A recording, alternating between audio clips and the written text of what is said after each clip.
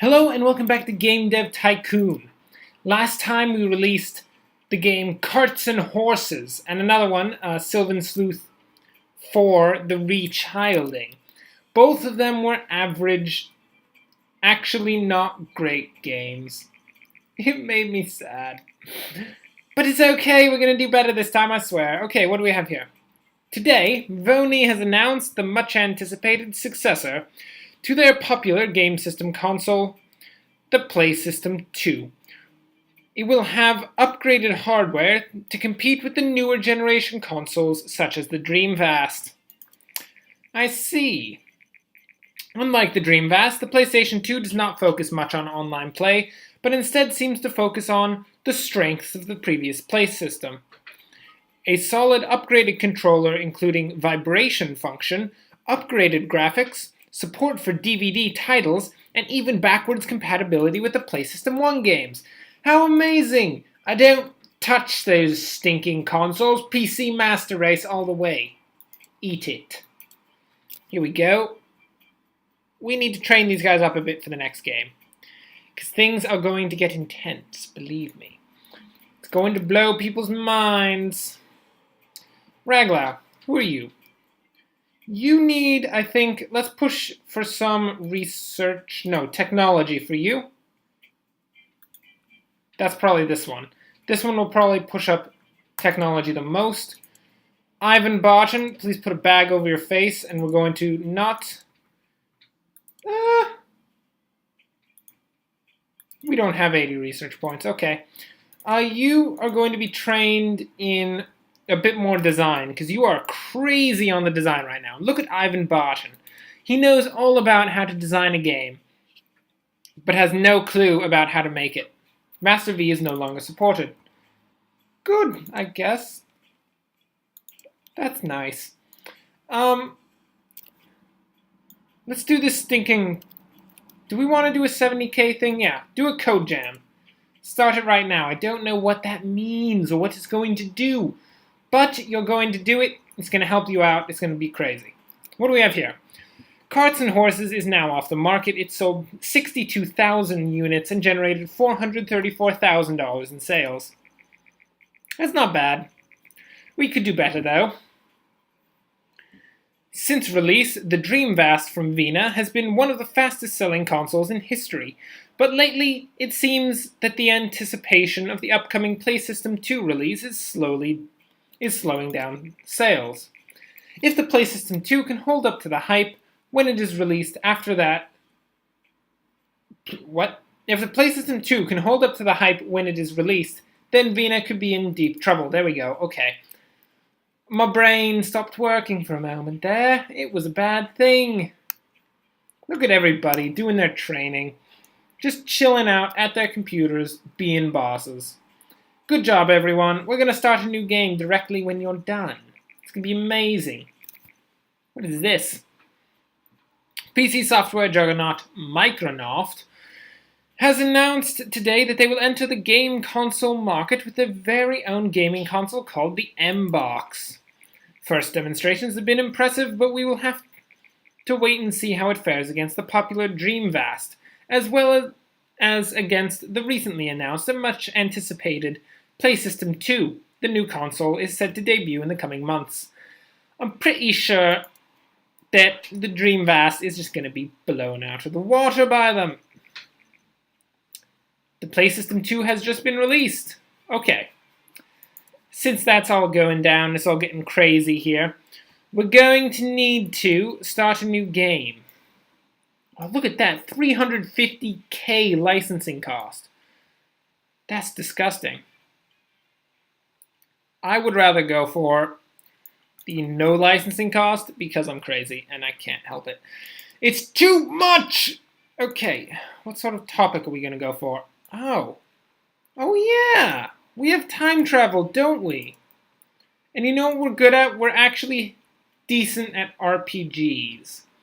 So let's do a medium-sized game, time travel RPG on the PC with the really expensive jazz. With 3D graphics V1, of course. We're going to need to make a new engine soon enough. It's going to be very important. but we don't have the money for it right now. What is this? Save games, game tutorials, better user experience, character progression. That's all very important. What we need to do is push up stories and quests, push down the engine a bit, have at least half of it focusing on stories and quests, the remainder focusing on gameplay, and let's put Mr. Ivan Barton, the best man on design, on the stories and quests. Raglau, are you going to do gameplay? No. Vinrafel's going to do gameplay, and Raglau's going to pull up the rear with the engine because he's a prick. Don't like you, Raglau. Get out of here. Why do I still have you hired here? Because I just can't. Oh no. We forgot to name our game. Oh, good lord darn it. The launch of the Play System 2 has been a phenomenal success. Stores everywhere are out of stock as manufacturing can barely keep up. Fans have resorted to buying the console from internet auction sites for as much as 5 times the normal price. Valvoni has managed to have the most successful launch in history. Sales of Vina's Dreamcast have plummeted. It's not good for poor Vina. That's unfortunate. What is this? Media inquiry? Hi, this is Jason Green from Gaming World. I got word that Raiders Co. Limited is working on a new game. Would you be willing to share some information about the current game project and do an interview about it? Of course. Ours is about a man who travels through time and speaks to people with the power of, I don't know, telekinesis?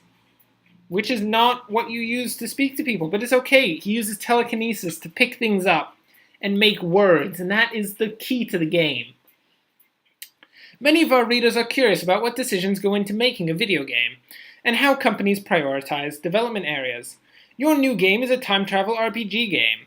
Can you tell us whether such a game would usually receive more focus on world design or on sound? I have not a single clue. Much more focus on world design. Thank you for your time. Can we fix this? Can we fix game number 19?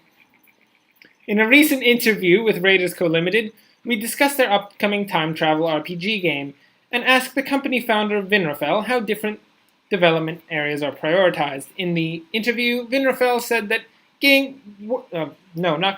world design is of particular importance for such a game, and it seems that other industry professionals agree with this. Early game development project has limited resources, so it's very important to use the time most effectively. It's so true. I've thought that myself over and over and over again. Can we alter the name? No? Great. Okay, our new game is game number 19. Dang it. I forgot. It's so bad.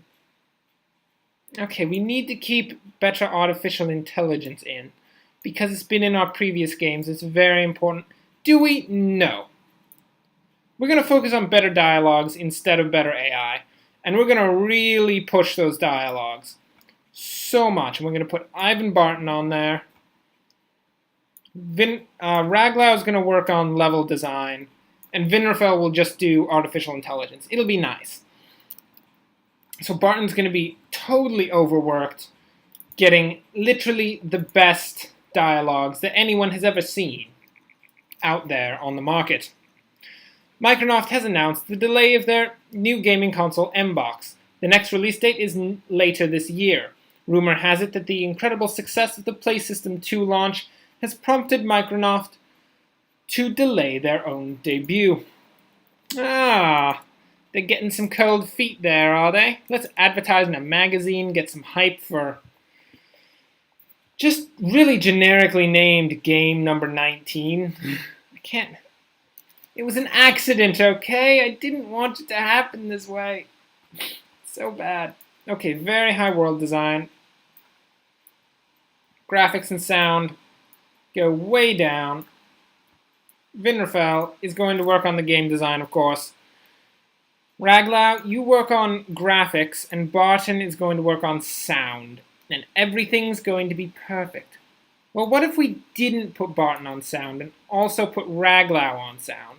That would be better. Barton, sit this one out, my friend. I don't want to see your face as I'm thinking about how to design the world here. Okay. This will be an amazing game. Not amazingly titled, of course, because I can't help it. It was an accident. I forgot to title it. So bad. Let's get a small booth. Costs so much money, and we don't have very much money, but that's okay. We're going to make the amazing game number 19. It's going to be a game, it's going to be very meta the entire time. All of the telekinesis is going to be like out of the world, just metagaming all over the place. Okay, let's finish. No? Oh, I got so close too. Game Convention G3. How many people are going to show up this time? Hundreds? Thousands? Hundreds of thousands? Nope. 76,500. That's not bad. We didn't make the top 100 booths because we're pricks, but we got a lot of hype going into this game. New records on design, always good for an RPG. An RPG about a terrible time traveler walking around using telekinesis to communicate with people. All of which is pretty new to the gaming market. It's going to be very concerning to our viewers to see telekinesis used in a way that would really communicate with people, not just to their minds, but also to their hearts. And all of that is going to be on the back of the game cover. It's going to be brilliant. What do we have here? Due to increase in experience, the following staff have earned a raise. 17k plus 11k, 28k for Mr. Ivan Barton. You've done a good job, Barton. You deserve that. How is game number 19, hey? Good, despite the name. I'm sorry, okay? It was an accident. I couldn't fix it. Gee, get out of here, Star Games. Oh, that's bad. 7564. I wonder how much of that had to do with the name. You gotta wonder. Oh. This is supposed to be an amazing game. Boss, I've discovered some really dedicated fans of Spacer. The dedicated fans of Spacer have created a fan game using a lot of material from our game. They don't make any money with it and just seem to do it for fellow fans. Our legal advisors strongly suggest that we shouldn't allow this to go on. What do you want to do? I'll just let them have it. I haven't done Spacier since ever. Don't even remember Spacier. That's the problem. It was some sort of space game. That's all I remember about it, really. You guys, go on vacation. You need to be more efficient than you are right now. Hi, I'm Dennis Reed, the main developer of the Spacier fan game. I've recently been informed that your legal department has advised you to stop us, and I just wanted to say that I'm very grateful that you didn't. Raiders Co. Limited is the best company in the world, and I'm glad to be part of the fan community. Why is your voice so freaking gruff, man? You gained 1,423 fans. That's crazy! And what is this? Time travel and RPG is a great combination. Graphics seem to be quite important for this type of game. Duly noted. That probably has something to do with why we didn't quite do a great job. It was also a medium game, wasn't it? We should have done a small game. It's true. Okay, let's do a bit of research. Our next goal, as is quite important, we are going to need to create a new game engine. And in creating a new game engine, we need to make sure we have some of the best things that we could possibly put in. Like, dialogue tree. Stereo sound is not terribly important to us. We can stick with mono sound for now. In the future, of course, we will have to upgrade to stereo sound. But at this point, dialogue trees are far more important for our RPGs than any stinking, disgusting mono sound. Stereo sound, I'm sorry. Okay, game engine number 6. We're going to put in 3D Graphics V2. We need all the stories and side quest thing. Game engine, better dialogue. Ah, this is going to cost a lot of money. I want all this stuff. Oh, this hurts. It's a lot of money. We have to do it. Create the engine! $480,000 right there. Just into an engine. Oh, the game engines cost so much. What if we just didn't make a game engine cost so much? What if you guys just completely developed everything on your own and didn't put any money into it and maybe just like lived on the side of the street in a box? Today, the new game platform M-Box by Microsoft has been released. Oh, game number 19 is now off the market. It sold 160,000 units. It generated 1.7 million in sales. That's ridiculous. It was like a 6.5 and it generated that much money? Jeez, we're going to be swimming in money in no time. Look at all the dialogue trees. It's done. Game engine number 6. I did it again, I forgot the title. What is this with us? We need to, before we do anything, we need to figure out the title, which we need to get the topic first. Unfortunately. Wait. I know. Develop a sequel to, that's right, Radio Joe 2. This is what we're doing, people. We're creating a sequel to Radio Joe 2 called Radio Joe 3. The Sludge. It's a mature game, post-apocalyptic RPG. Radio Joe 3, The Sludge. A story of Radio Joe as he goes through his ridiculous antics in this RPG. He is faced with radioactive sludge of unknown proportions. 3D Graphics V3 brings to us the newest in 3D graphics. Okay. What? Oh, linear story and branching story. Oh, dang it, I shouldn't have put linear story in. We want branching story. Save games, game tutorial, better user experience, character progression. Let's put down gameplay just a little bit more. No, we won't. Okay.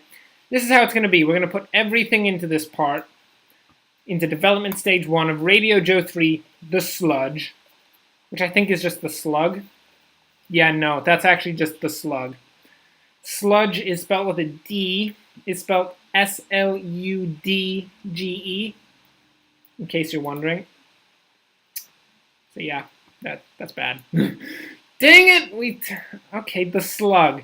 So it's not radioactive goop or anything. It is a massive radioactive slug that is the greatest enemy of Radio Joe at this point. We need to focus on dialogues a lot. It's going to be really important. Luckily, everyone's working on everything. Oh, look at that. 59 design already? Jeez. Graphics level V4. We need to make sure we have a day-night cycle in here. 3D Graphics V2, of course. Mono sound. We need to push graphics up more. I think both graphics and sound are going to be pretty important. But I know that graphics are going to be more important. So we need to focus half of our time on world design, part of our time on graphics, and not as much on sound. That's how it's going to work. Okay. Everyone get to work! We need the best looking slug in the world.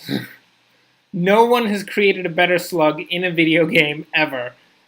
We know, we went around and we looked at every slug in every video game ever, and we just figured it out. We are the best at making slugs. That is how we sell our stinking video game. Okay, marketing. We do need to do a bit of marketing. Magazines and demos. Get some hype up there. Anything else? No, finish it. Okay, we've committed everything to Radio Joe 3, The Slug.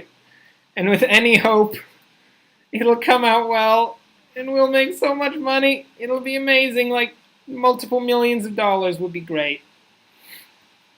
Oh, Raglau, don't level up. That means you're going to get a raise. I don't want to give you a raise. I have to pay $43K for Ron Raglau. That's so bad. Let's see how it did. I'm wincing. I'm concerned. It's a 9.